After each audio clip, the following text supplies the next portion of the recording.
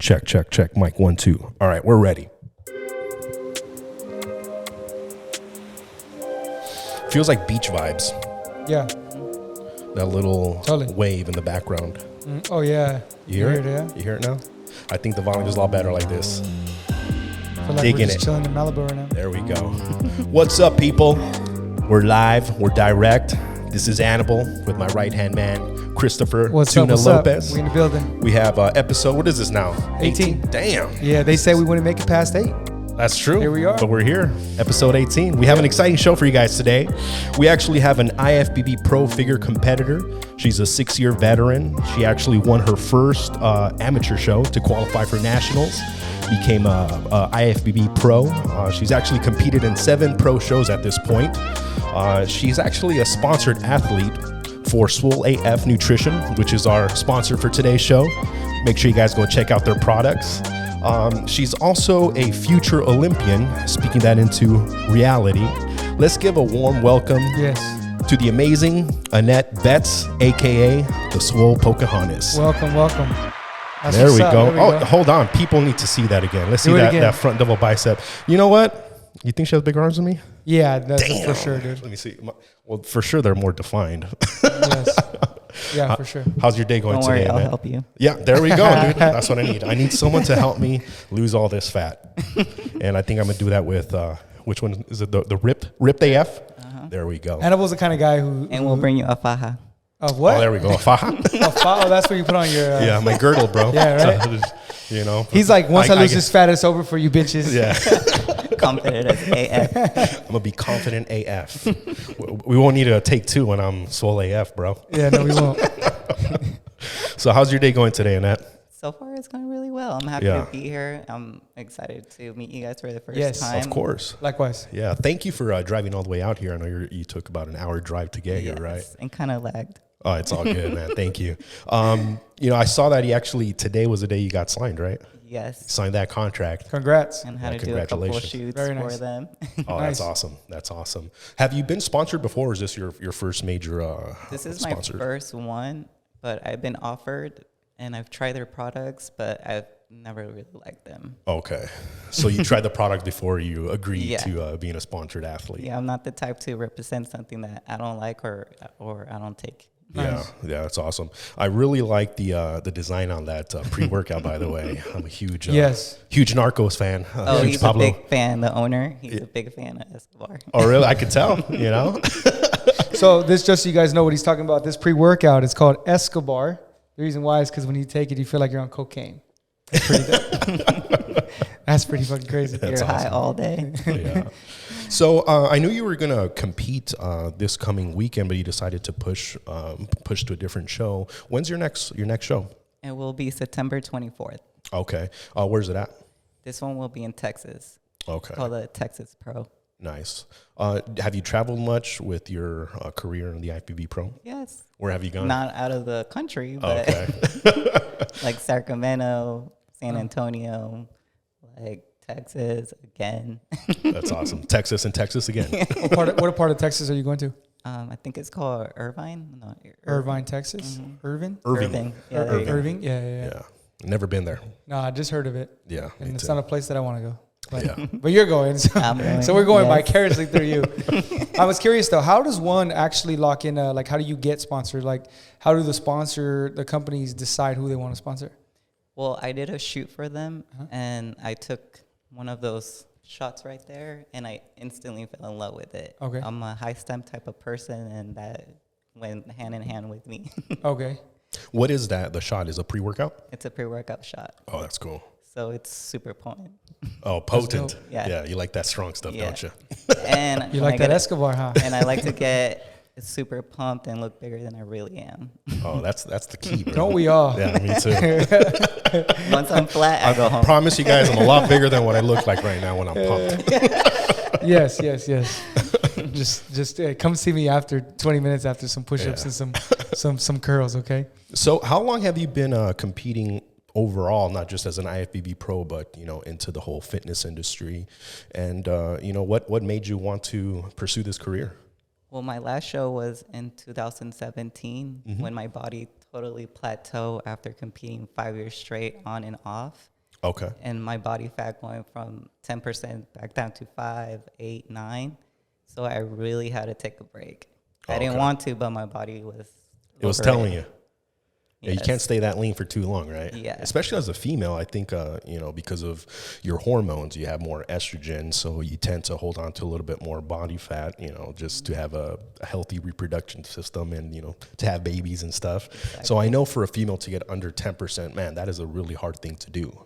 For guys, I don't think I've ever been under 10%. Have you? Never. Yeah, I don't think I've ever seen my abs. I don't even know what they look like. The leanest I've been is 5%. Jesus Really? Christ. That's just How long did you maintain that? Borderline dying. Yeah. Wow. It was just like skin and muscle, right? That's it. I saw my buddy who was like going to compete like 2 days before his competition. He would pull his skin and it would like stay like that. And it'll go back super slow until it was like the elastic. Oh, wow. He was like, just no water. That's what we do. We pinch each other and see it's like, okay, we're getting there. That's how you could tell, like, if Yeah. you're ready. Damn. Mm-hmm. So when you're on stage, are you at your weakest point? Like, you feel like you're going to die and stuff, or do you feel excited? Like, what's the feeling of being on stage at the leanest you've ever been? Well, for sure you're excited as fuck, but you look at your strongest, but you're at your weakest. Right. Like your mind is just racing, but you're overwhelmed with excitement. Yeah. But I kind of feel sick. You feel Really? fatigued? Like sick? Yeah. Like your stomach hurts, you got a little bit of headache because you're under a certain amount of body fat. Wow. For me, it's 5%. I'm about to pass out. Jesus Christ. Yeah, I've seen those videos like on YouTube of bodybuilders just like fainting on stage because they're just like so depleted and dehydrated, So I commend anyone that competes, because I know it takes, it's not easy, it's a hard thing to do. And I think for females, I don't know if there's like some kind of stigma or something, especially for bodybuilding. I know you do figure. Yes. There's a lot of people that are watching that probably don't know the different, what do you call them? Bikini, figure, physique. What are they called? Categories? Yeah, category. So it starts from the smallest to the biggest, which is the bodybuilder women. Yeah. They're the biggest. Yeah, they all look of us. massive. They're like Kai Green and Phil Yes. Heath, but without the male parts. They're that big, bro? Yeah. Dude. Yeah? Yeah, they're They're as gigantic. big as Kai Green. Wow. Yeah, but females. Damn. Yeah, they still wear the little bikini tops, but there's nothing there. It's just like pecs that are just like shredded. So That's why question- they all got boobies. Yeah. So how hard do you, because everybody says, and I know to an extent, it is hard, right? That it can be easy. How hard, you've been doing it for 11 years. How hard would you say that it is to go through the process of, just the consistent regimen and then cutting and all that stuff? How hard would you say it is? Well, for me, it did take a couple tries. Mm-hmm. You will fall off. You know what I mean? If you don't have someone to hold your hand, basically. Hold you accountable? You have meal plans, training plans, and when someone gives it to you, you follow that plan. Okay. But if you do it on your own, it's really hard to keep up. Really? You'll fall off easily. So do you pay a nutritionist or? Yes, you pay for trainers, you pay for someone to do your meal plans, and then you just put in the work. How much does all that cost on average? Depending how much money you got. Okay. Let's just say if I want to train with my trainer for 7 weeks, that's like $590 or $490 $495 for like 7 weeks. for 7 weeks. Okay. And that's includes your nutrition plan, your training, includes everything. And if you have 2 coaches, which I do, then you pay $700. Okay. Do you have another coach to teach you like the posing and doing all that? Yes, and you pay separately. Oh my God. So this racks up. I know how to pose and stuff like that, but there's always work to do. Basically, you're always adjusting to how they're posing now. Yeah. So in the beginning, like most professions, everything's coming out of pocket. You're not getting paid. No. You don't have any sponsored athletes. From my knowledge, you don't really make any money until you start competing in the pros and you're winning big shows compared to, an amateur show. You have to pay to be on stage. You're investing in yourself. Yeah, you're investing. Obviously, it's your physique, it's your body, but you're also competing to win. And you want to get to the elite level. And I know there's a lot that you have to invest, not only financially, but emotionally, mentally, physically, pretty much everything. Your social life, everyone. Wow. Yeah, so the hardest thing, I've tried my hardest to get in in really good shape. And the hardest part for me has always been the nutrition, like the diet. That's where everyone fucks up. The drinking? It's easy to work out, go to the gym, I love take it. your supplements and stuff, but if you're not eating according to your goals, you're not gonna get there. Say that again. That should tell myself, huh? Yeah, that sounds like Hannibal. You know, That's this where guy. everyone I'm gonna go on the meat diet like Chris over here. Oh yeah, I started the carnivore diet. I'm on like day 52. All he eats is bull testicles and liver. Yes, and And occasional, raw Not the eggs. anus. occasional. That's dessert. Hey, I'm down 20 pounds. He is. He's lost a lot of feel weight. good. Looks Yeah. good. Yeah. I feel good. Yeah. Yeah. His It's heart's just the beginning. You're gonna feel even better after that. yeah. I mean, his heart's Yeah. gonna explode, and but you're good. You'll probably get addicted to it, and what it comes with it, like people looking at you like, "Damn, who's that?" That's what I'm looking for. You know what I mean? Me too, bro. Damn. Trying to break some necks out there. You know what I mean? I need to go on that diet, bro. I'm gonna follow suit. Dang, dude. This is very fascinating to me because actually, me and him, we first met. We used to work at 24 Hour Fitness together. So we worked in the fitness industry, and we were around a lot of different people, people that were full of shit. Some people that knew what they were doing, but never really had the opportunity to sit down and kind of pick the brain of somebody who clearly has made this a living, right? And so it's fascinating, at least for myself. I know for him too. When it comes to if we can talk about the diet, when it comes to diet, I think the hardest part is just staying on top of it, right? I mean, that's Yes. for sure. And so if you could talk about how accountability does help you. I know you say you pay for trainers and you pay for coaches and stuff, but how do they hold you accountable to that? Well, with these coaches, they're high trainers, right? So for me, my job is to follow the plan and not disappoint them, and disappoint myself, and waste my money. Yeah. Yeah, the way I see it is when you invest into something, it has to kind of hurt you a little bit to really commit. Like if something's free, you're not going to take it serious. No. You're not going to commit to it. Yeah, true. But when you invest in something and it hurts you, and you're like, damn, this is my about last something penny, then you're going to really commit. Like, if you're spending your last penny on this thing, and you're like, this shit better freaking work, because I'm putting everything on the line. Very true. No matter what you're doing, whether you're competing as a bodybuilder, you're in the financial service industry, you're a videographer, you have to, at one point, if you want to make it big or get to an elite level or just accomplish your goal, you're going to have to put it all on the line, and that comes down to believing in yourself and believing in what you're doing and having a passion for it. So when you first started, do you see yourself as an Olympian, and, where do you see yourself in the future? When I first started, I did see the Olympians, and I told myself I'm going to get there no matter how long it takes or what it takes to get there. And I'm still pursuing that. It's been like 10 years. And I'm still walking this long path that I've been walking, and I haven't been able to close that book yet until I make it. That's awesome. That's a beautiful thing. Having something that you're passionate about and pursuing, I believe, brings purpose in your life. When you don't have that, you tend to get Sidetracked by life. Yeah, anything else around you moves you easily. But when you're like, this is my goal, this is what I'm trying to do, like anything that comes along, you're like, and that's something I wanted to talk to you about, because before you came on the podcast, we kind of promoted that you're going to be coming on, and I was telling people, what kind of questions would you like us to ask you? And I had a lot of females asking about, because you have a young child, right? Yes. How old is your kid? He's 1.5, and his name is Zeus. Zeus, that's a strong name. That's dope. Yeah. Zeus King Betts. Damn. Hey, he has a lot to live up to. Yeah, that's Zeus a freaking King cool ass name. I'm gonna name my kid Hercules. Yeah. The Rock. Hey, that's dope. Hercules, The Rock, Schwarzenegger, Rodriguez. Just kidding. When I met my husband, he had a list of 6 kids, and the first one was Zeus. Oh, that's That's awesome. dope. Yeah. Yeah.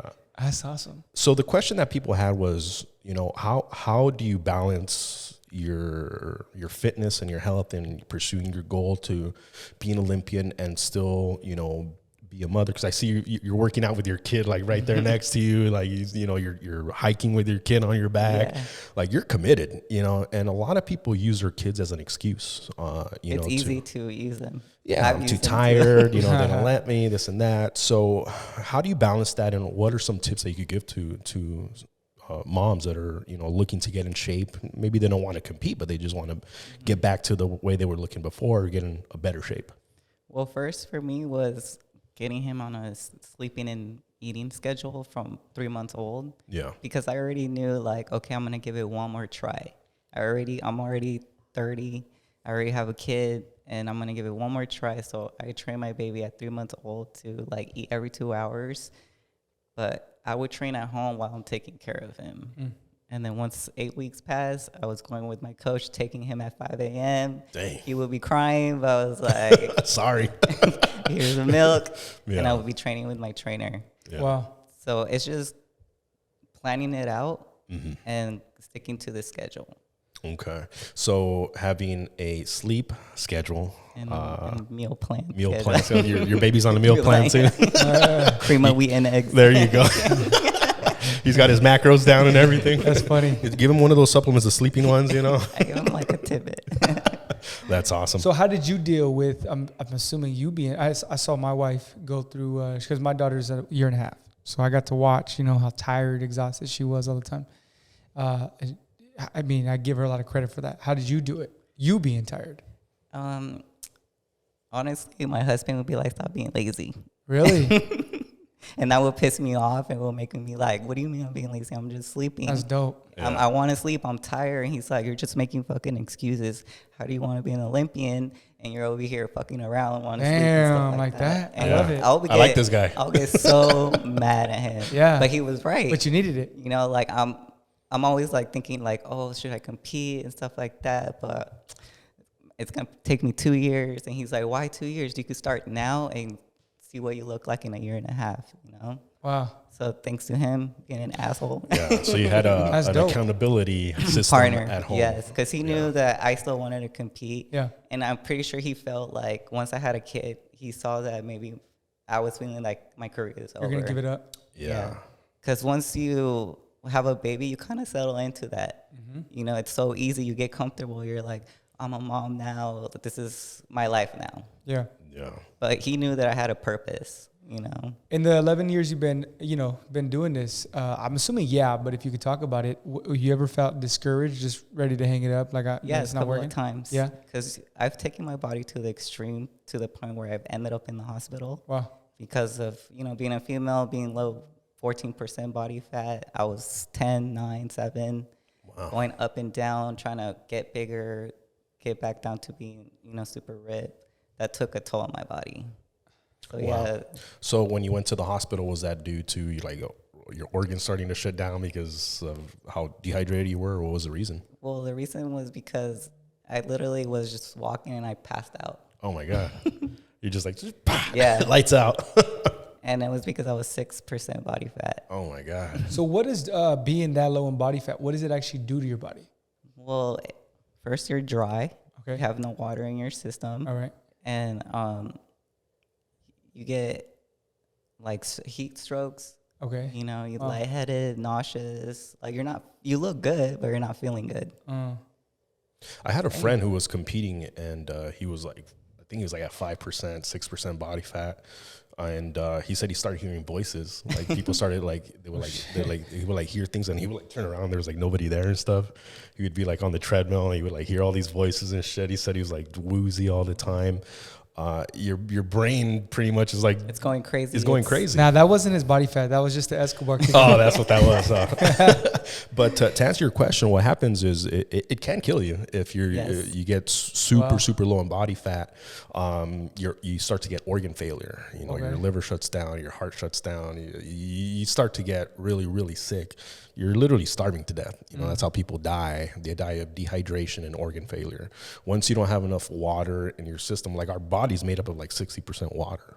So if you're at 4% body fat, where are you getting your energy from? There's no body fat, so you're getting it from the nutrition that you're feeding yourself. And when you're dieting, there's not a lot of calories. Like, how many calories will you be consuming on a daily basis when you're trying to cut down? So when I'm bulking, I go up to 4,000 calories. Yeah, that's a lot. Because my body, I'm naturally really skinny, so I have to eat more to keep and maintain what I have. 4,000 calories? Yeah. 35 to 4,000. She's training hard. Yeah, what would you... And right now I'm at 25 500 calories. So 6 meals a day. Yeah. What is a daily at 4,000 calories? What does a daily diet look like?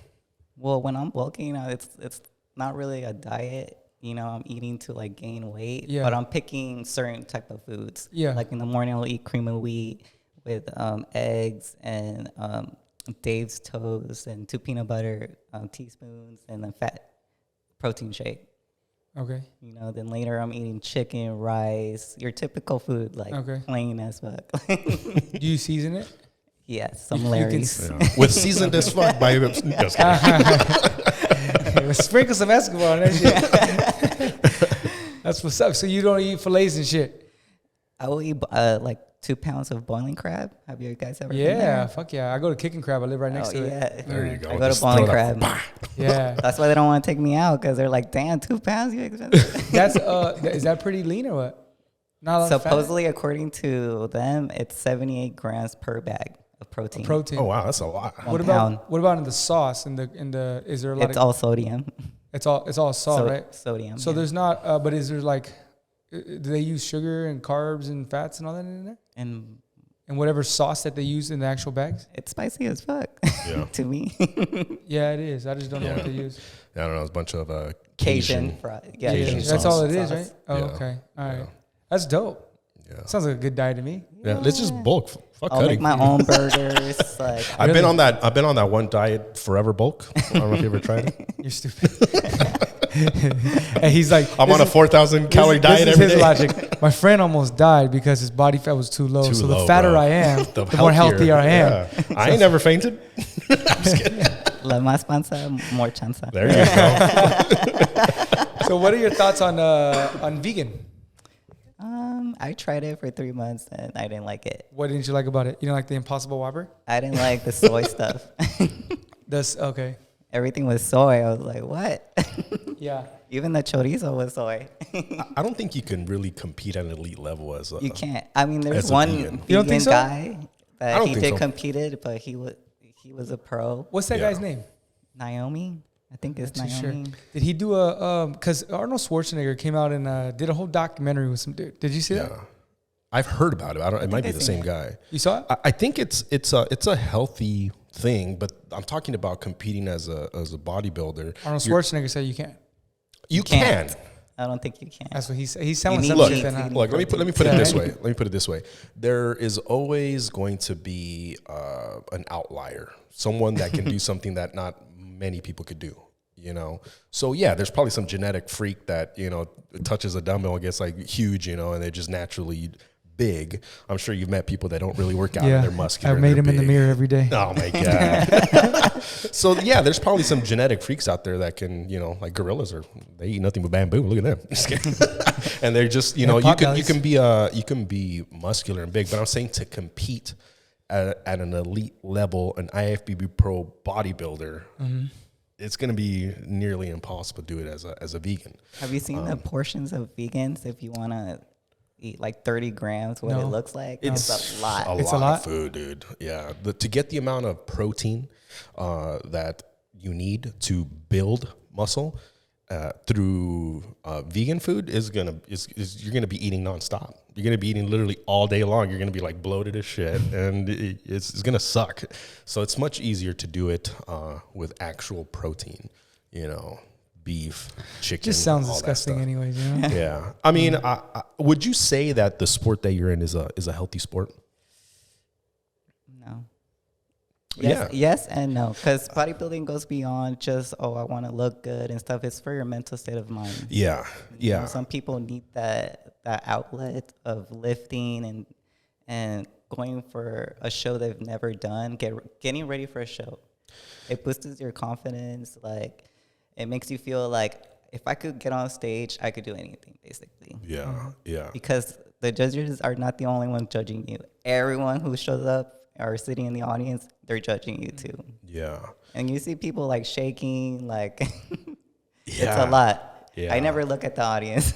No. Yeah. Most people are afraid of. Imagine, dude, just being in your underwear in front of like a bunch of people. You know, most people do not want to. That's a very vulnerable position to be in, and you're literally being judged like how you look. You know, so it is a challenge mentally and physically. And the way I look at it, it can be healthy, but it also could be very unhealthy. You know, and there's become very addicting, and it some is of us take it to the extreme. It is a selfish sport in the sense where it's just you. It's very vain. It's you and the mirror, you know, Yes. and trying to literally carve the vision that you have in your head to replicate what you're looking at in the mirror. So you And say it's never enough. no, you know, People will be telling you, oh, you look big and this and that, but if you don't see it, you're just like, I'm Yeah. not that big. it's called body dysmorphia or you know, or I've had that a lot. bigorexia, whatever Yeah, you want to you call have. it. It's the opposite of anorexia, where you're big as shit, but you look at yourself in the mirror and you feel small. So it can be unhealthy both mentally and physically, where, you know, people do it because of, like you said, vanity, or because they don't feel a certain way. They don't feel good enough, or they don't feel like they're pretty enough, or whatever, strong enough. Maybe they have some kind of internal turmoil that they utilize their physique and their fitness to feel more powerful, or whatever they're trying to do. Yes. But then there's the other people that just want to accomplish a goal and reach their full potential with the way they look and the way they feel, and to stay disciplined and to be able to say, hey, this is something that I did and I was able to get in the best shape of my life. And I think that's a really positive and healthy thing. But the other side to it is, you know, obviously there's extremes to everything. And, you know, in the bodybuilding industry, there's a lot of really young bodybuilders that are dying left and right. You know, Yes. I follow bodybuilding.com, and what's that other one? The one that came out with all those documentaries. What's the name of that company? They came out with the Kai Green one and the Phil Heath one and all those ones. Dang, I can't remember the name of it. But anyways, every other week there's someone dying, you know, in the bodybuilding industry. And it's like, Even women are dying. I haven't heard too many women Yeah. dying. Really? So I want to get your take on that. What do you think is causing, you know, all of these premature deaths? Obviously in the bodybuilding world, you know, anabolic androgenic steroids is not, you know, That's part of it. you know, it's not a hidden thing. It's something that they have to do to get to the best level they possibly can. But obviously there's something going on. What do you think is the reason for this? I think part of it was the corona shot. You think so? I blame Biden. Are you serious? Yeah. Yeah. Can you talk about that? Like, what do you mean? You know, do we know what we're really putting in our bodies? No, we don't. No one has really researched like those shots. Yeah. And people are dying left and right. Mm-hmm. Plus, you know, competing, taking your body to the extreme, not going to the doctors, getting your blood work. You know, some people don't do that at all. Yeah. You know, it's interesting you say that because it's not just in bodybuilding, but there's been a lot of videos of a bunch of different athletes in different sports. Mm-hmm. Just Just drop dead. Yeah, they'll just drop. I don't know what drop dead, but maybe just faint, or just randomly. These are supposed to be like the healthiest people. I know bodybuilding not necessarily the healthiest, but like in other sports, you know, they're not low in body fat like that, but they're healthy, and then they're just dropping. It's like, what the fuck? And it's happening a lot. I really think it's a corona shot. Yeah, I can see that. I can see that for sure. That's interesting. I don't follow the bodybuilding community very closely like that. I just know a little bit, you know. Mm-hmm. So that's interesting that people are dropping dead like that. That's crazy, and they're young too. Super young. They're all young. Like you were telling me off camera, I think 35 years old in your sport is like, that's old, Yeah. right? Which is, it's like basketball and football. Like you're 35, it's like, dude, it's time to hang it up. Yeah. It's like the same Doesn't thing. mean that you can't still compete. There's women still in their 40s competing. They Yeah. look great. But, you know, when you take it to the extreme, there's this wall that, you're, okay, I can't go beyond this wall anymore. Yeah. I don't want to compete forever. When do you see yourself, how long do you see yourself going? Just 2 more years. That's it? Yeah. I feel like I only have 2 more years in me. Really? Yeah. Is that just like a Is that a mental barrier more than a Yes. physical? Yes. Because what's 2 years, what's 3 years, you know? But you did mention, you know, before we got on that, you know, 35 and up is like a old in the bodybuilding world, or you're getting up there in age. What would you do if you get to 2 years and you still haven't become an Olympian? Would you quit? Would you continue? That's a hard question to swallow. Yeah. Because I see myself going before 35. Okay. And I don't see myself at 35 and still trying to go to the Olympia. Mm-hmm. Dang, you're gonna hit a crossroad if you don't get there. Yeah. You better get on that stage before 2 years come. And I'm running out of time of having babies too. That's true. Now you're married, both right? ways. Does your husband want more kids? Yes. Oh, okay. That's we another. come from 8 and they're 7. Oh my God.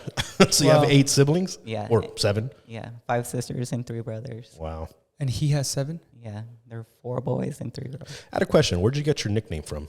The Swole Pocahantas. Well, when I was younger, I've always had long black hair, and so they would always call me Pocahontas. Oh my but God. then I grew up, And was you got 19 years old, and people were like, "Damn, it's Swole Pocahontas." That's dope. That's awesome. So I kept it. What got you into bodybuilding?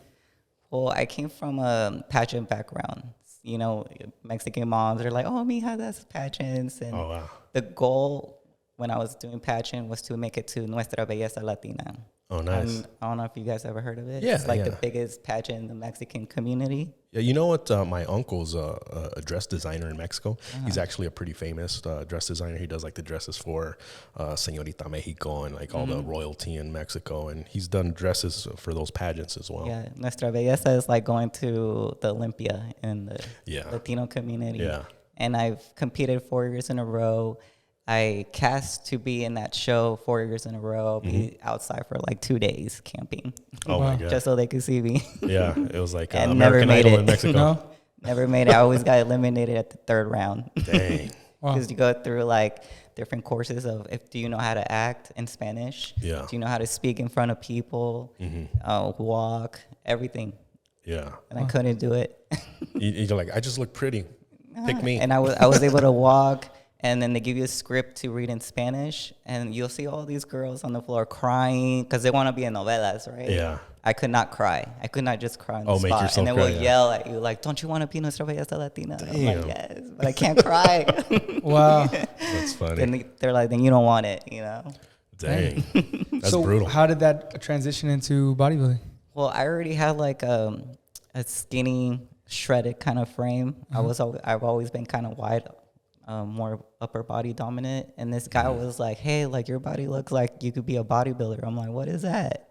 And You didn't even know what it was? No, I didn't even know these women existed at all. And he showed me a magazine they used to have it called Women in the National Shows. Yeah. And I'm like, "Damn, these girls are big. There's no way I could look like that." But he's like, "But you can." He's like, "Just do one show." And the first show, I made an ass of myself. How old were you I was 19. on your first show? Yes. What do you mean by you made an ass of yourself? I signed a week before, not knowing any of the poses or what I was supposed to do. I just signed up. They said, "Come in," and I see all these girls They're like doing their quarter poses. turn. You're like, what does that mean? Doing their poses. They did their routine first, and I was the 3rd one, so I didn't really get to see what they were doing. Yeah. And I just came out to like pose and like. That's funny. You're just The flexing. judges were laughing. The people were laughing. Oh, my and I God. was just like trying to ignore it and Yeah. still like turning around flexing and stuff like that. But these girls were doing like bikini poses. Yeah. I'm over here like trying to do like a lat spread. Wow. That's funny, dude. They're all doing bikini. You're like, yeah, front double bicep. So I signed up for the wrong category. Oh my God, that's funny. And like I was like, I told him about it. And he's like, "No, you're not supposed to do that show." He's like, "You're in the figure division." I'm like, "Dude, you didn't tell me. I just signed up for bikini and I made an ass of myself." Like, Wow. and he was the one who introduced me to Terry, who I've been since 2012. They're the ones who guided me to become a figure competitor, and I just got hooked. Who's Terry? He's a coach in Fountain Valley. Him and his wife, they're actually pros too. They used to Nice. compete back in their days. Oh wow. So he's your mentor in the bodybuilding Say world. that? Yeah. Okay. They were the first one to actually open the doors to this new world that I know nothing about. I was already used to being on stage, but I didn't know how to pose like a bodybuilder. Yeah. So they taught me how to pose. They pretty much got me ready for the stage.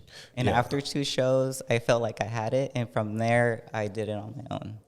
Oh wow. Like I did 2 shows with them, and I gathered all the information, and I went along my way. Wow. Yeah, one of the topics that keeps on popping up whenever we're interviewing people is, you know, they come across someone in their journey that guides them and helps them get to the next level.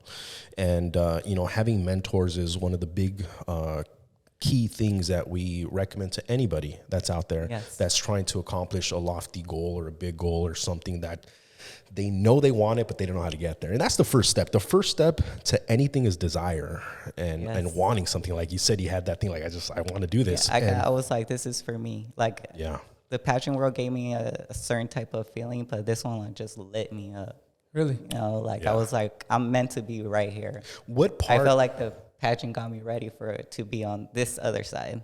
What part of your chosen path brings you the most joy? Is it being on stage? Is it working out? Is it you know, walking around through your day to day and knowing that you're looking great? What brings you the most joy? I think is pursuing something that's really hard to get. You know, everyone wants to be about, not everyone, but everyone wants To look good. to look good. They want that bodybuilding lifestyle. Yeah. They want to compete, but I think it's just walking through the journey and not hoping, but working towards that you will be an Olympian. Yeah. You know, so that's The pursuit.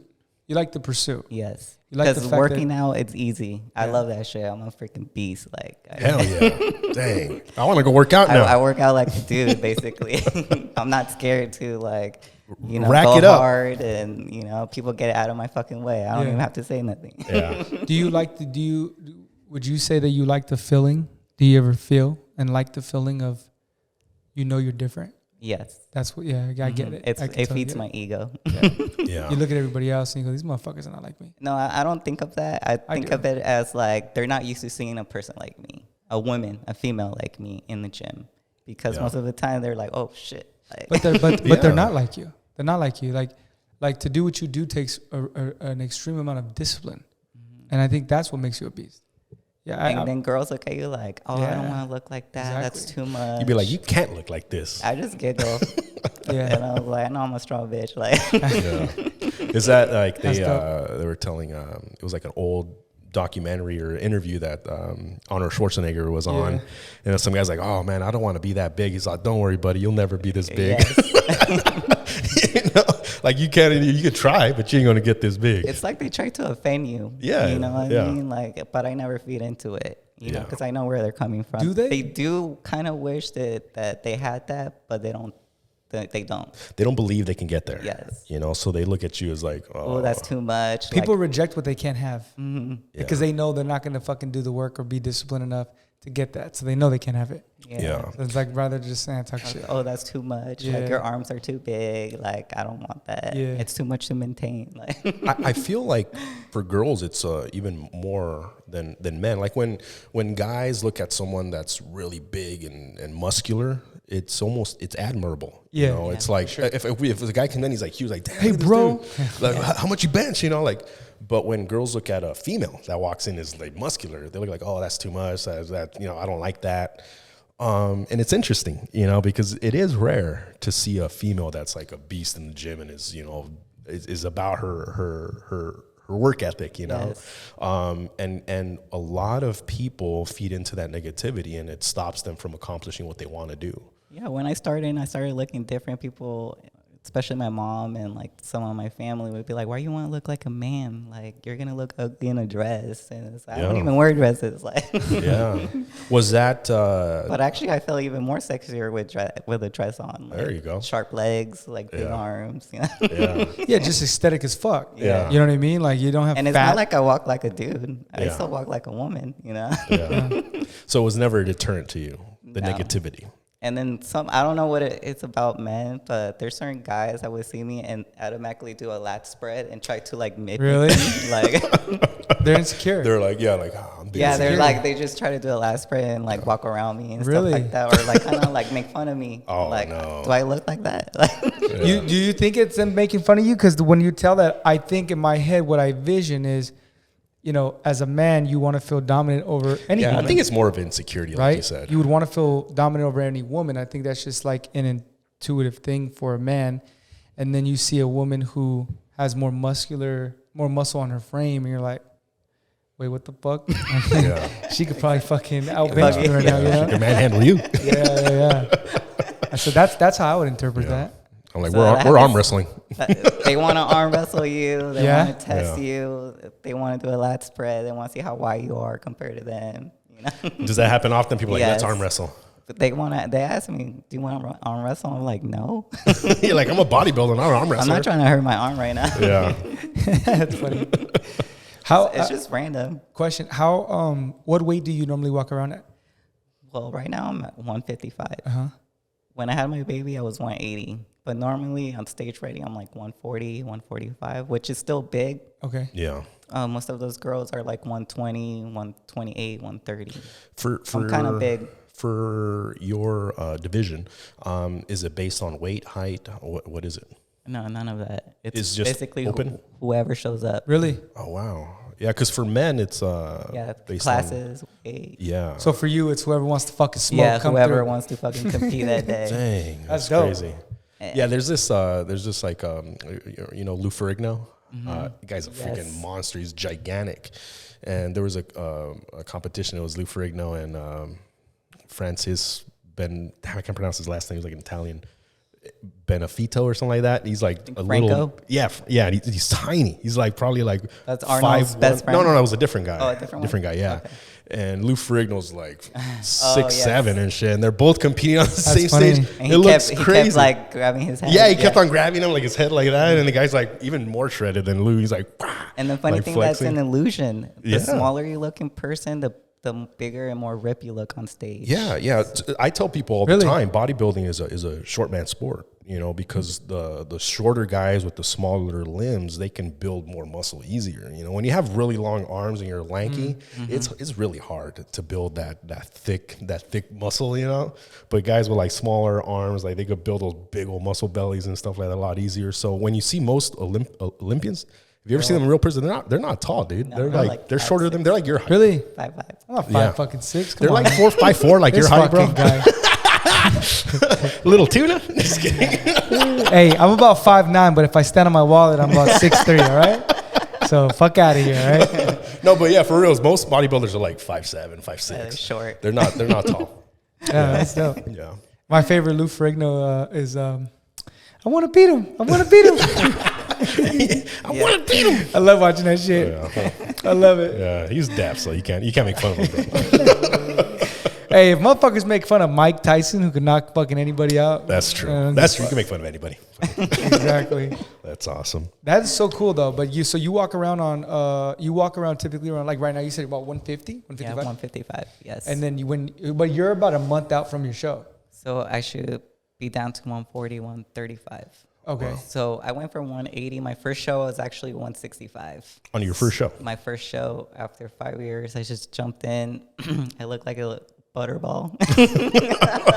Compared to I all look the thick. yeah, thick with a couple of C's With in there. C's, yeah. Maybe I didn't 2 or even want to 3. take off my robe because once those girls took it off, I was like, You're like shit. shit. Damn. That's funny. But I still went up there. I was sweating my first show in Sacramento, and I'll just fucking do it. I'm already here. When I get backstage, my goal is already completed. You know, I'm there.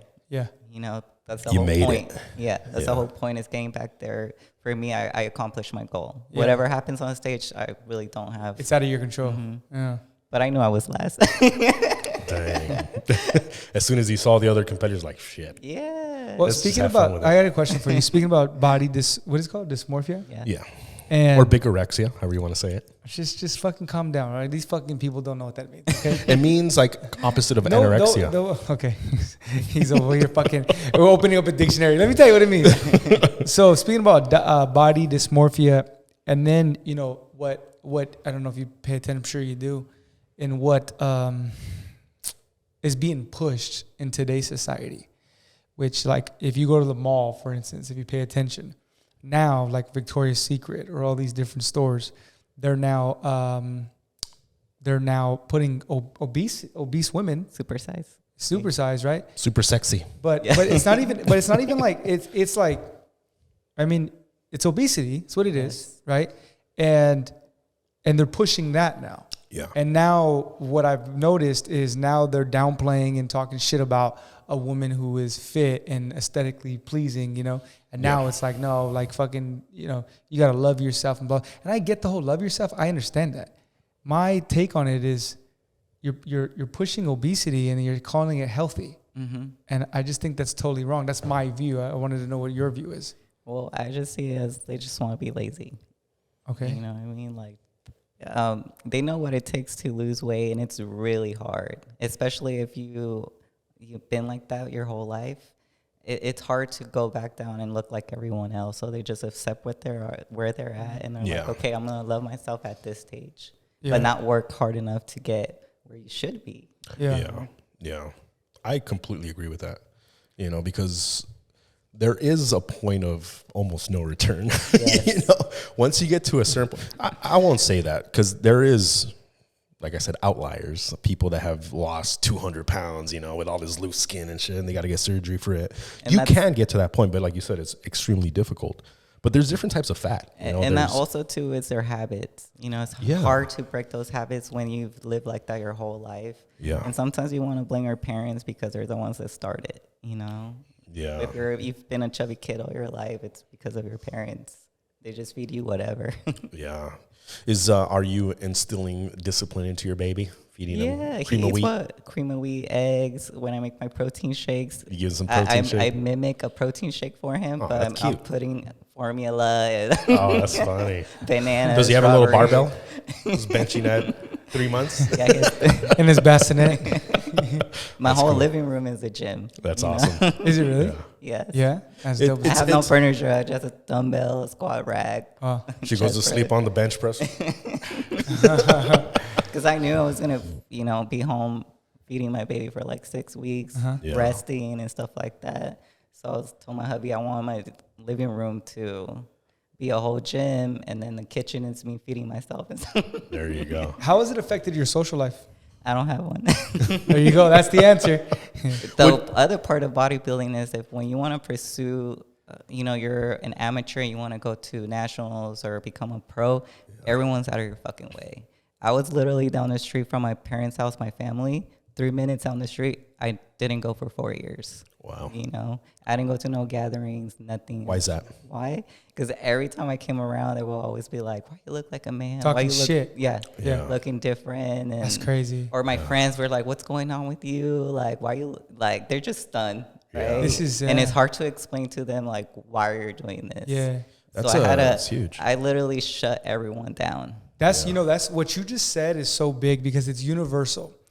I don't do anything like what you do, okay? I don't go out, I don't drink, I don't party, I don't do none of. They will invite me, and I just don't go. And I hear you, They take it the wrong way, like, oh, you don't want to hang out, you think you're all that. It's not that. Yeah, you know? Yeah, no, I totally get you. I'm telling you, in my line of work, I don't do anything like, we're totally in two different worlds, right? But when I've been doing it's ironic. You've been doing for what you do for 11 years. I've been doing what I do for 11 years, right? And in the very beginning of my career, that's exactly what I had to do. I stopped going to parties. I stopped seeing my parents. I didn't see my parents for a long time, probably for like 2 years. I really just separated from them. And the reason why is because of every time I was around, it was just them talking shit. I would show up. I didn't show up aesthetically, like, with muscles and shit, but I showed up with blazers and suits and shit, and they were like, why the fuck you dress like that? I just came from my office. I just came from a meeting. I just came from working. Boom, boom, boom. Here we go. And I would walk in the door and they'd be like, here comes the fucking millionaire. They would do shit like that. I would have been like, what's up? Hype me up. For real. Don't ask me for a loan when I get rich. Exactly. But they did that shit, and so it's funny you say that. I'm glad that you said, because I have a lot of my people that watch these episodes. And I think that some of these people get lost and they think that it's an attack just on them. Mm-hmm. Like something's wrong with what I'm doing, and it's not. It's just, and you just confirmed it. No matter what you're doing, your family and friends probably the first motherfuckers to hem you up. Yep. Yeah. Why you look like that? Why you acting like that? You think you're better than us? Mm-hmm. So I get what you're saying. You're too good for us. Yeah. Now. It's the crab mentality that everybody speaks about. Exactly. And it hurts harder when it comes from your family and your friends, because you would expect them to support you, but they don't. And I was talking about that earlier. There comes a point where you have to separate yourself from negativity and everyone to pursue your passion, because if people don't give you that pushback, then it means your goals aren't big enough sometimes. Yeah, my goals were big compared, to like what my friends and stuff were heading towards. Yeah. I just knew where I wanted, and I just didn't want people in my ear or making me feel a certain way. Why I sound like this, why I look like that, or why I want to look the way I want to look. Yeah. I just didn't want anyone in my ear, I love it. And I'm stubborn, so you tell me no, I'm still gonna fucking do it just to go through the experience to see if it's good for me or not. Like, I decide that shit. I love it. I love it. Yeah, you're a headstrong person. You're a person who knows what you want, and you go after it. And any successful person, no matter what they're doing, you have to be like that. You can't, because all the fucking other people around you, family, friends, they're all full of shit. They just are. They're all fucking working these normal 9-to-5 jobs. And it is what it is. It's funny how we don't go. Like, I never went to the fucking party and be like, oh, here you go. Oh, this is your only fucking day off, Saturday? You fucking slave. You working from 9 to 5? I didn't go attack them. Yeah, exactly. You know what I mean? Like, you don't go fucking Here attack comes a them. forklift driver. I would go. I would go to a party and stuff and already want to leave because of like, at this time I should be sleeping. I should be making games and waking up early. You know, like, why the fuck am I here at 1 a.m.? Yeah, like, and then getting and then not even having a good time knowing talking that. shit. Yeah. Imagine if you walked in and were like, hey, you still fucking fat. Here comes the fat ass. Hey, fat ass, put the fucking cake down. Like, but you know what I mean? But these people are so fucking delusional because it's like, so a high achiever like yourself is not going out of your way, because you could honestly make them feel very bad because you've accomplished more than they've accomplished. And you don't do that because that's just not in you. For what? Yeah. But then you have these motherfuckers that don't do shit with their life other than just pay bills and fucking die. And then they're like, oh, here you fucking go. You think you're fucking better than us, To be honest, I think when you do that, you lower yourself to their mindset. Yeah. By totally. Talking back how they're talking to you. Well, I'll be honest with you. I rather show them. You do get it. Yeah. Sometimes I think it's necessary for that to happen, to separate the ones that really want to do it and the ones that don't. Yeah. Because imagine if That's everybody was supportive, everybody encouraged you, everything was easy, then, you wouldn't be able to separate the ones. The real from the fake. The contenders versus the pretenders. That's what it is. That's what it is. In order to accomplish anything, you need resistance. You need an opposition, whether it's real or in your mind. You need to like the weights. In order for you to build muscle, how'd you have to do? You have to lift some heavy ass fucking weights. That's resistance. I started with 5 pounds and worked myself up to like progressive 50, 60, overload. 70, 90, hit 100, What are we talking about right now? Curls? What are we talking about? Yeah, curls, fuck. Chest press. Chest press? What is your max on the bench? My max was 225. Yeah. For 3 reps. And you weigh how much? At that time, I was probably 140. 225 for 3? For 3 reps. For at one. 140? That's a lot. Fuck, I gotta go back to the gym, man. That's his max right now. Hey, don't make me. We're gonna both walk out like this right now. I'm gonna walk out this door sideways and shit. I'm a challenger to arm wrestling right now. That's 225. That's fucking what's up. Yeah. What's your strongest? Squat? For what? Your lifts, your squat, deadlift, or bench. I'm definitely not the same as I was before. After having a baby, definitely changed a lot. I have to be more careful now. Yeah. I used to ego lift a lot. You know what I mean? Because I was a skinny girl, the goal was to get big, So, did you ever power lift? I trained like if I was. Yeah? Because that's a lot. Where for body dysmorphia came, towards me. It's like I was always so skinny and small that the goal was always to get big. And the bigger I got, the more I was like, I'm not big enough. Yeah. Like, I still need more size. And people were like, damn, bitch, you big already. Like, my brother would be like, bitch, stop lifting so much. That's funny. That's funny. And they call me their big brother. The big brother. Oh, my God. Damn. That's funny. Here comes my big brother. What's up, big bro? Yeah. He's got my back. These motherfuckers, man. Damn, your family's brutal. Yeah. Jeez, how is your relationship with your family now? Oh, we're tight. Yeah. After becoming a mom, and it has opened me to a lot. Yeah. I used to be really selfish, extremely selfish with my time. If you're not lifting or you're not doing anything, you're not hanging out with me. Yeah. Yeah, you want to hang out? Come to the gym. Yeah, exactly. You got to be on your way to your goal. You have to be selfish, and then when you get your goal, you can be selfless. People don't understand that. Having a baby definitely made me selfless, a lot. He comes first. I'm not first anymore. And I think that's just ingrained in your genetics. Yeah. Like it's just like the mother genes probably kicked in. Yes. Has to. Yeah. And trying to pursue this, I had to put myself first, which is hard. Wake up at 4 a.m. to go to the gym and get back before my baby wakes up. That was the only way that I could put myself first. I am curious to know. You're obviously a high achiever. You're somebody who's ultra competitive and driven, right? And I'm not a team player. Is this an interview? I'm not a team player. I'm ultra competitive, and I'm swole as fuck. And what's your what is it? What I can bench press 225. Exactly. Have you ever seen Pain and Gain? Yeah, bro, love that movie. Yeah. When he does the interview, he's like, my bench, he starts fucking rattling off. I squat, my deadlift. He's like, okay, one thing, I did get a felony. Well, what I was going to tell you, I work with a lot of mothers who are in business, right? So they're in my business, and it requires them to really put themselves first. But they're a mother of one, mother of two, mother of three, right? And I see the challenge, the struggle that they deal with is that they, I think, naturally want to be a mother. They want to do what they have to do for their kids, but then it's like, what about me? You have to have this mental switch, right? Yeah. Where you're like, okay, I have to stop being a mother right now, and I have to put me first. And I see that they have a really hard time doing that. It takes a while to get into it. Yeah. Could you talk about that?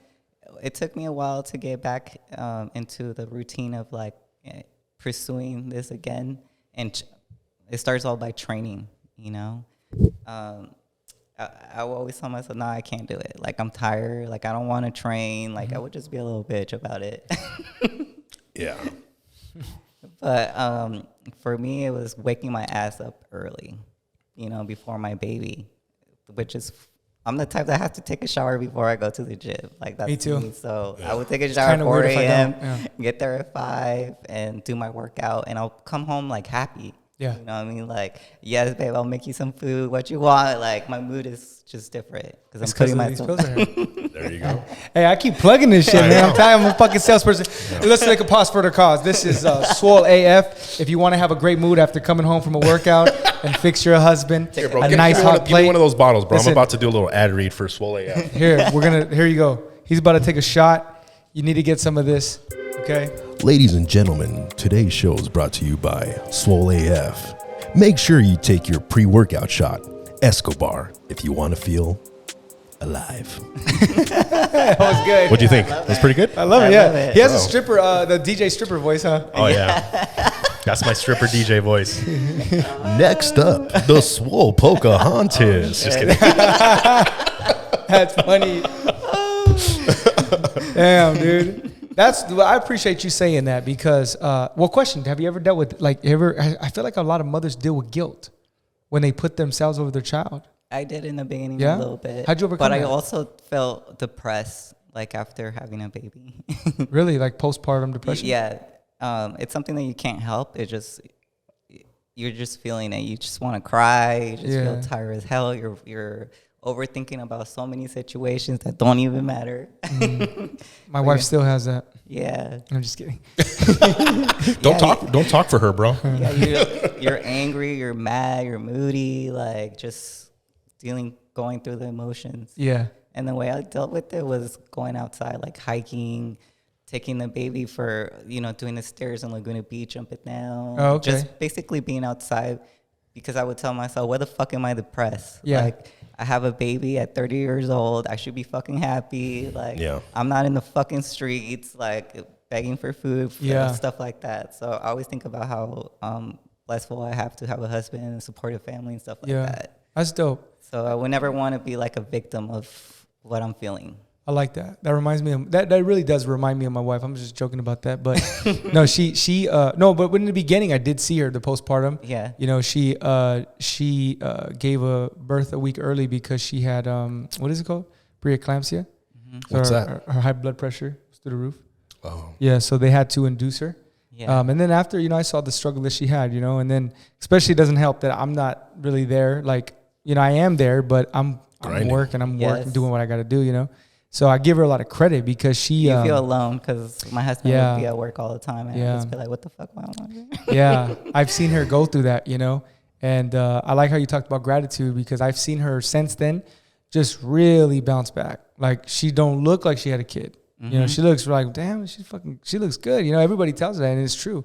And then to see like the mental growth and she's a fucking champ. Is that her first baby? Yeah, first baby. Yes. It empowers you. Yeah. A lot. She's like, well, let's have another one. Chill the fuck out. You know what I mean? I'm the one that tells that to my husband. Let me Give me 2 years. like the first one first. Let me like your baby's adorable, by the way. I love my baby, man. My baby's adorable. Yeah. I love her, man. Yeah. That's awesome. Yeah, it takes a while to come back. Like, once you have a baby, you don't feel sexy anymore. Like your body has gone through whatever, World War I. Yeah. You just don't feel like a bad bitch like you used to. Like Yeah, that's funny. I know it's funny you said it because I didn't live it, but I saw it. I got to see it, Yeah. Now your she's confidence, self-esteem is just like down. You don't feel good about yourself. Like your body has made a lot of changes. Yeah. And it takes a while to get back to it. Now I feel like a bad bitch. Like, now I'm like, hell yeah. That's what's up. I'm in my groove. I'm in my time. Like, shit. There you go. Hey. What's your favorite pose? Listen, Let's see it. Hold on. I got to do this too. Yeah. Maybe if you're watching, you're a bad bitch. Straight up. She a bad bitch. There you go. I'm telling you. Okay. Plug for the wife. Yes. That's a bad bitch at home. Yes, I love her. Okay. Yeah. What's your favorite pose? For figure? I don't know. So I know there's in bodybuilding, there's what is it, the 5 mandatory poses. For figure, is there mandatory poses or how do you guys? Yeah, there's a back pose, side pose, and a front pose. So there's 3.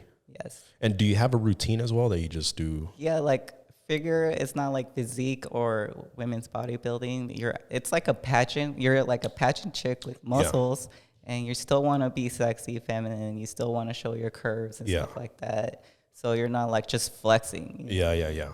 So for me, my favorite pose would be the back pose. Oh, okay.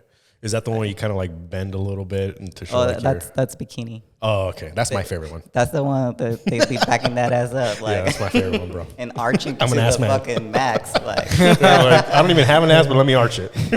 From the back, you're like, damn. But from the side, shit, you look like you're about to break. Because they're arching their back up like so much. Yeah, that's cool. Have you thought of competing in different divisions?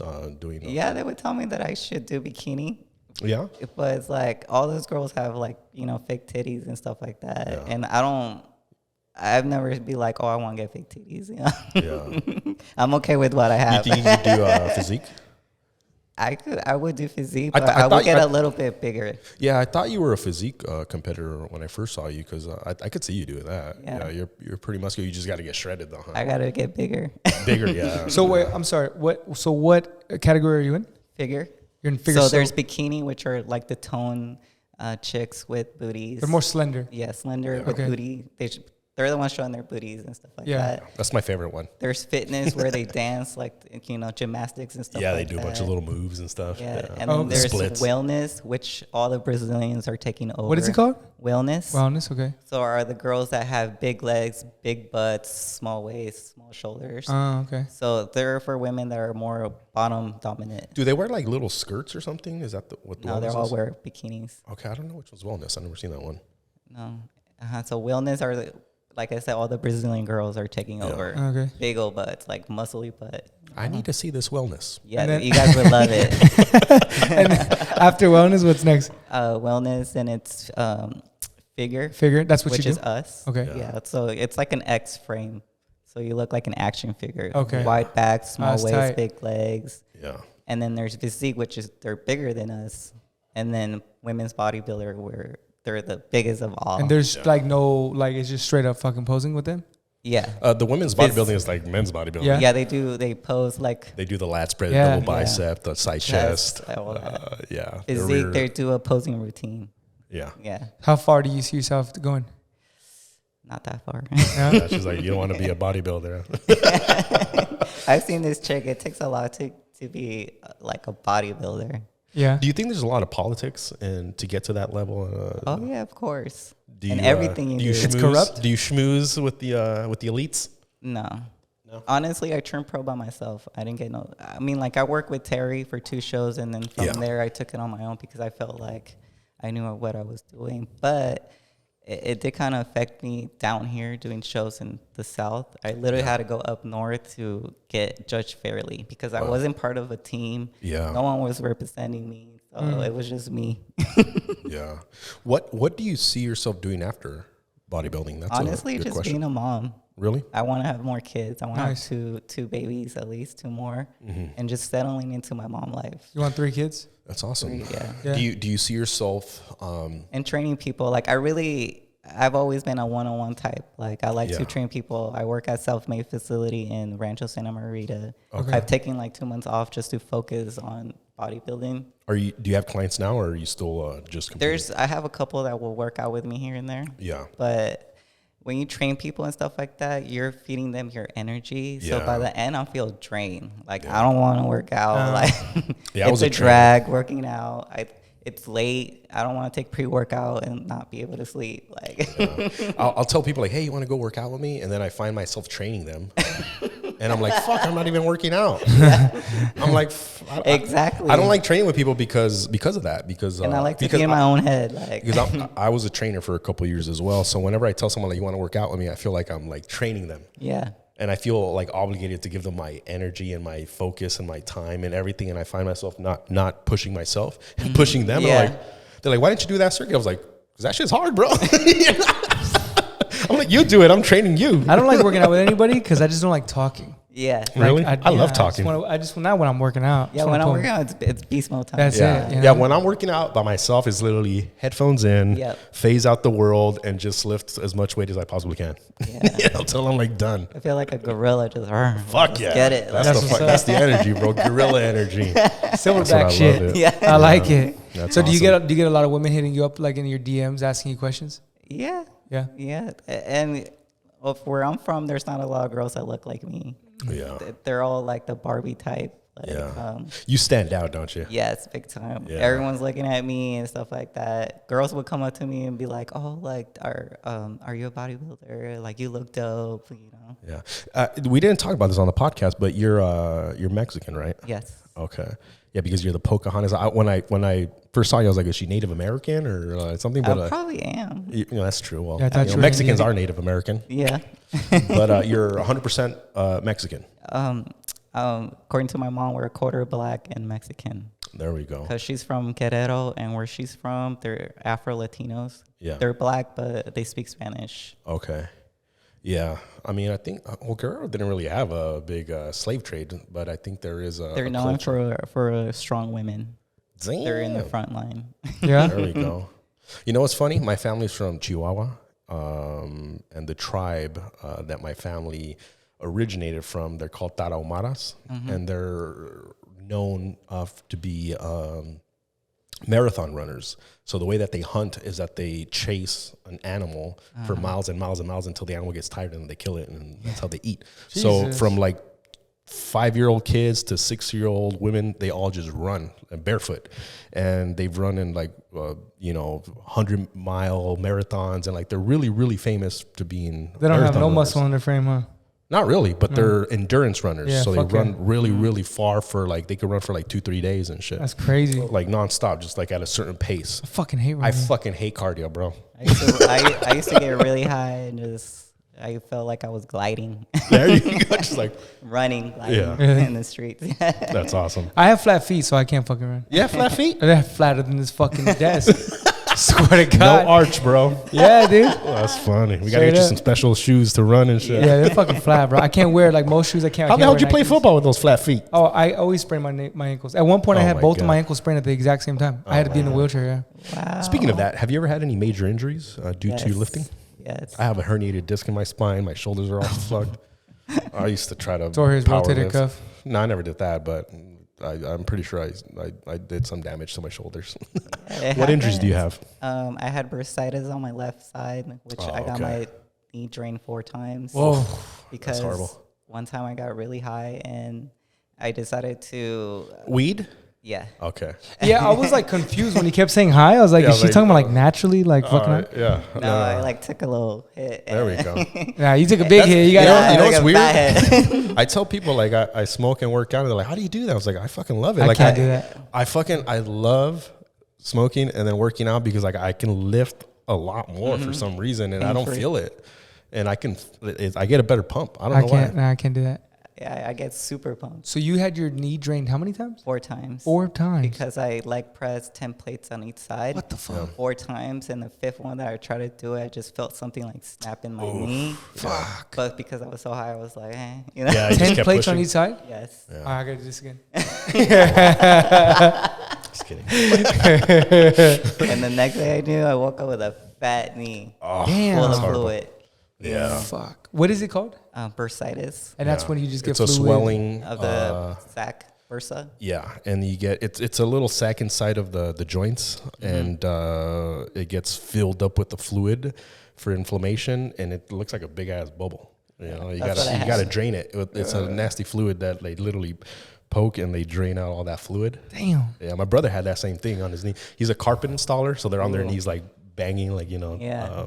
So he had that same problem. My dad's been a carpet installer for like 30, 40 years, and he's never had that in his life. He's like strong as a horse. Yeah. But my brother's like all 'Cause he's fucked up. This generation is not made the same. Yeah, dude, my dad, he's like 60, what is he, 64, 65? Damn, like, you shake his hand, you're like, fuck, this fool's strong as shit. You know, he doesn't look like buff or anything, but he's like just strong. And if you have soft stand, they'll be like, "It is gay." ¿Eres maricón? Yeah. Yeah, Why are your hands so soft? it's that old school strength, bro. Just like man strength. Funny. Damn, dude.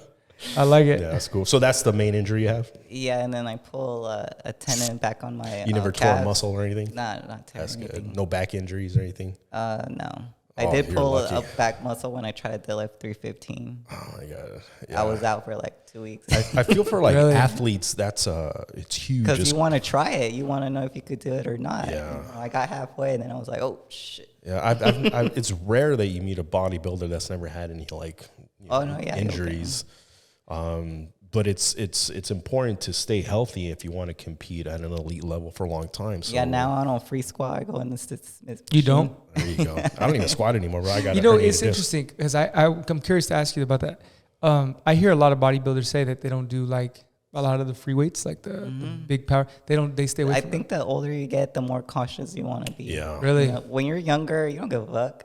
You know, you're young, like Yeah. you're ego lifting. You want to see how much you could get up and deadlift and stuff like that. You're not worried about shit. Yeah. But the older you get, it's like you're worried about getting injured. Yeah. There's muscle, there's ligaments, there's joints, there's different components to your body, and there's limits to all of them. You want to save as much as possible. Yeah. I guess I'm coming up to the age. I'm about to be 30 in 2 months. I still push it. I still push it. Because you never pushed it before, but you're fine. Just kidding. Hey, to all the people watching, I push it every day.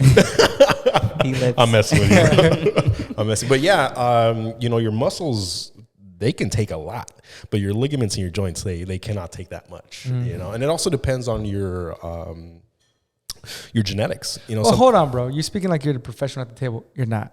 Let's ask her. Bro, I am a certified personal trainer. Yeah. Don't agree with him just because he's the producer on the podcast. I'm certified, bro. Certified. You're more, the older you get, you're cautious about how much you're lifting and stuff like that. Of course. You don't want to pull a hamstring. That's the worst. Like, I go to my limits, but I know what my limits are. Do you follow a lot of the do you look at a lot of the fitness influencers on Instagram? No. No? I only look at the Olympians, and I love old school bodybuilding, like Hell yeah. 1990s, 1980s. Like Hell they were yeah. the real shit. Yeah. Like Who's your ultimate favorite bodybuilder of all time? I really like Ronnie Coleman. Hell Lee yeah. Priest. He's Love Lee my Priest. favorite. Have you seen when he was 17 years old? I was Hell like, yeah. what the fuck? Have you seen his mom and his dad? Yeah. He used to compete with his mom. Who's your Yeah. favorite? My favorite, I like really love Kevin Levrone. Levrone. Yes. I like him a lot. Flex Wheeler in his prime, I believe, was Yes. probably the best bodybuilder of all time until Ronnie Coleman came in, destroyed him. But to me, all time best, Ronnie Coleman has to be the king. He's the king, bro. There's nobody that could ever be. I don't think there will ever be another Ronnie Coleman. Ooh, who the fuck front squats 800? Nobody. Yeah, not only his physique, but just his mentality and his strength, dude. Like, he was lifting that when he was at 5% body fat. You cannot fucking do that. That's crazy. But You can't. like I but said, now look, he's paying for it. Yeah, he's paying for what he did. Yeah. And when you asked him, he says the only regret is they didn't squat 2 more times. Yeah. He has no regrets. And the dude's been through like 30,000 surgeries. He can't even walk. He can barely walk, dude. He's like, he fucking still goes almost to the crippled. gym. He still That's works crazy. out after like 3,000 surgeries to his spine. Like, the mentality that he has is like, no wonder he got to. And he was a genetic freak before he even became who he was. So to me, Ronnie Coleman, there will never be another Ronnie Coleman. I think he is. And he was a cop, right? Yeah, he was a Imagine cop. getting pulled over by a motherfucker like that. Dude, They have videos of him like, yeah, like, damn. and he wore little shorts and shit. Like, fucking 911 his Reno. fucking shirt was like, I was like, dude, come on, man. As soon as that food showed up, I'd be like, I'm not committing any crimes. Fuck this. That's I'm done. crazy, dude. Yeah, Ronnie Coleman. I do really like what's his name? Right before Ronnie Coleman, white dude, British dude. Dorian Yates. Dorian Yates. Dorian Yates. I think was really good too. He just has a different frame, and his style of training I think is healthier than Ronnie Coleman's. He only would work out 45 minutes. Yeah, he did Do you know who, heavy duty training. Mike Menser Oh is? my god, Yeah. I've read Mike Menser's book. I love Mike Menser's. He recently died, right? No, he died a long time ago. He Like was a like few a years meth ago, addict. right? And No, he died a long ass Really? time ago. He had a brother. His brother and him died. His brother died of a heart attack, and he died like a few days later. Okay. But Mike Menser, His theory was only to work out 3 times a week, 1 hour. So the way Really? he trained is called. And it's he called. was shredded buff. Yeah. I've read his book and I had his shirts. I love Mike Menser too. I think as a classic bodybuilder, Arnold Schwarzenegger and Mike Menser are probably 2 of my top favorites. But I have a lot, dude. I have a lot of bodybuilders that I like for their mentality and their physique. You know, Tom Platz, I think, was an insane his legs. bodybuilder. Yeah, his legs were fucking humongous. And He works at Gold's Gym. Yeah, he was really Beach. into Who? Tom Platz. He works at Gold's Gym? Really? Yeah, he did what's it called when they like put you under and they hypnosis. He was into hypnosis. He had a hypnotist hypnotize him, and then he would work out and he would lift ridiculous amounts of weight for like 50 reps, like 80 reps, Jeez, 100 dude. reps, like 600 pounds, like fucking squatting nonstop for like 30. just screaming like ah. He was intense. He dude. will go what we call it like far and beyond pain. Yeah. Damn. So Like, like he would- seen, you know, when it hurts, you're like, fuck I'm this. done. That David he Goggins goes- shit, huh? He goes No, far and yeah, beyond. like insane, dude. Like if you see him train, is like what the fuck? Because he was under hypnosis while he was doing Damn. it. But his legs were like ridiculous. We call dude. him the Golden Eagle. The Golden Eagle, yeah. Yeah. And That's crazy. you mentioned someone that I fucking love, even though he's a little crazy, is short man, Australian. What's his name again? Lee Priest. Lee Priest, dude. Lee Priest was the fucking shit. Yeah. He's And a he short- got banned from the IFBB because he joined a different federation and a bunch of bullshit. But and he was tiny. He's short as fuck. But I think he had probably one of the best physiques of all time, Lee Priest. The funny thing is, I know all these names. I know, like, you know, they're like legends in this shit. I just Yeah. don't know all the like everything you guys know. Yeah. I do know that Dorian. I was watching a YouTube.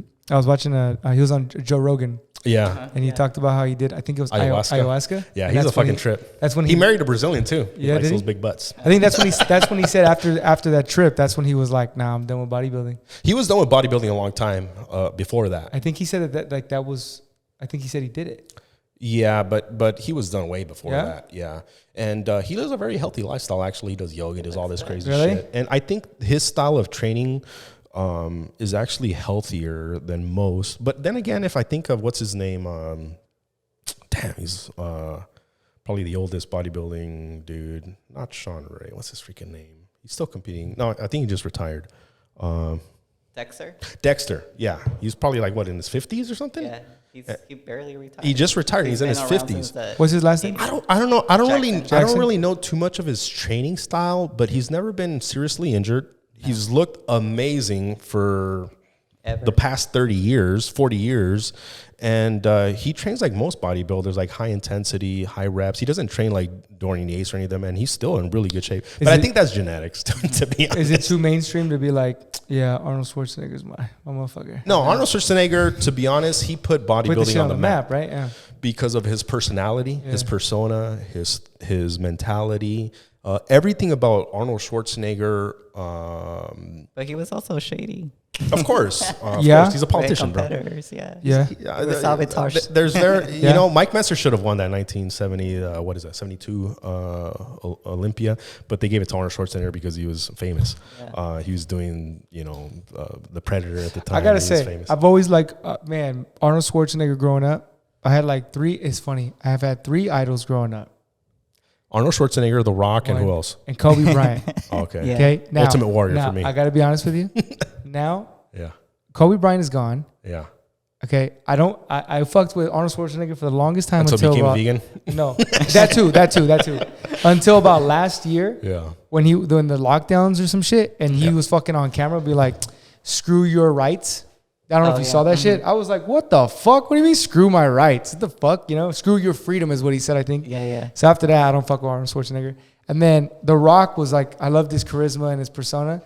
And then after he came out and fucking endorsed Joe Biden, I was like, what the fuck?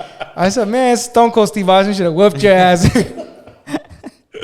That's funny. Man, I was upset. Yeah. So I ain't got no idols. I am my idol today. There you go. Be your own motivation. That's it. That's awesome. So your next show is in a month. Yes. Do you feel ready? Yeah. I'm really like, I'm still walking. You know what I mean? Like, no matter what, I'm going to be there. I'm going to show up. I don't care where I play as long as I show up. Yeah. But the goal ultimately is to go to the Olympia, qualify. Still have 2 more chances, 2 more shows to qualify. When you compete, do you know your competitors, who's going to be there? Or is it just like you show up and like, oh, whoever's there is there? Or is there someone like, you know, like there's the whole Kai Green, Phil Heath competition. Do you compete with the same people, or is it like someone brand new every time you go? Well, yeah, there's brand new other girls, and some of these girls I've competed with them in the past. You know, like Miss Olympia, Miss 5-time Olympian. I've competed with her twice. You know, she hasn't been beaten by anyone yet. She's been Miss Olympia 5 years. What's her name? Cindy Gillian. Cindy Gillian, we're coming for you. Just kidding. Yeah, we are. I'm not. She's coming for you, but you know, we're here behind her. It's cool because you're competing with people with the same dream. You're not the only one with the same dream. Look at these other girls also fighting for it. Are you doing everything that it takes? Are you doing more and beyond than they are? Yeah. Like we were talking about Tony, and he's calling out that other guy he's about to fight on Saturday. Yeah. He's like, I'm freaking coming for you, bro. Like, I like that energy. Hey, Tony, if you're watching this, you're a fucking beast, bro. He's a monster, bro. Man, I'm telling you, what he was on his Instagram. Yeah. Just running. And as he's running, he's talking shit. And he's like, I'm coming for you, fucking motherfucker. I'm about to beat your fucking ass. I'm taking your fucking head off, pussy. And I'm like, whoa, bro. And then he tags the motherfucker. And I'm like, oh, dude. This guy's a gangster. Yeah. I love shit like that. It's that competition, you know. You have to have that fire in you to want to be the best. Yeah. You know. Whatever you do, you have to want to be the best. And it's not just beating the other person, it's being the best you and knowing my best me can fuck you up. Yeah. You know? I love it. When you're downstage, everyone's like talking and stuff like that. But when it comes to going on stage, ain't nobody your fucking friend. Yeah. Like, it's all like, me and you, what's up, that's it. Hey, is there shit talking on stage? No. Mm-mm. Everyone's in their own head, you know what I mean? Everyone, like I said, no one's a team Worrying player. about their own shit. Yeah. That's awesome. Everyone's in like their corner, like getting mentally ready and stuff like that, pumping and stuff. That's awesome. Well, I really want to thank you, you know, for coming on today's show. It was really entertaining. I had a great time. Yeah. We learned a lot. And I think people can really listen to what you said and apply it to their life if they're trying to get to an elite level in whatever they're doing. And especially if someone wants to get in their best physical shape, you know, they can look at you and look at themselves and look at the mirror and realize what they're missing. You know, and it's always going to come down to self-accountability, self-discipline, and the pursuit of something better. And, you know, I appreciate you for sharing your wisdom and sharing your insight in your journey. and I believe you will get to the Olympic level, the Olympian, and we'll be here to support you. Yes. And for your next competition, once you take that title, you can come back and let us know about that journey and about that story. Is there anything else you want to say, Chris? Yeah, no, I just want to thank you for coming down here. I know you took an hour and some change to get here. So for the record, you're the second, the person coming from the second largest furthest distance, right? Yeah, I told her that. Yeah, so we appreciate it. And but I had a fun time, and I learned a lot, so I appreciate it. I know these people are going to learn a lot. I know you're going to go beast mode after this. Yeah, I'm fucking ready to I'm go taking snort all some these Escobar right here. I'm not drinking that shit. I'm snorting that shit, I'm doing exactly what the name says. Yep. Just kidding. And we also appreciate the gifts as well. So to everybody coming after, hey, look, you don't bring gifts, you're not fucking speaking, okay? But no, in all seriousness, it's been a lot. I've had a lot of fun, and I wish you and your family all the best of luck, and especially in your pursuit of your goals. Absolutely, your happiness, your goals, success, everything. And I think after talking to you, obviously you have the will. You're headstrong, you're willing to get it done. So I have zero doubt that you're going to accomplish it. So I wish you all the best of luck, and I look forward to seeing you accomplish your goals. Thank you. Absolutely. And for everyone that's pursuing, just don't give up. Give it some time and be patient with yourself. You'll get there sooner or later. Absolutely. As long as you don't give up, you'll get there. That's awesome. I love it. Yeah. So just where can we find you? Do you have a website, or is it just your Instagram? Just my Instagram at IFBB Pro Swole Pocahantas. Make sure you guys subscribe, check out her content. Make sure you guys check out Swole AF Nutrition, our sponsor for today. And make sure you guys subscribe to our YouTube channel and RAG, and see you guys next time. Yes.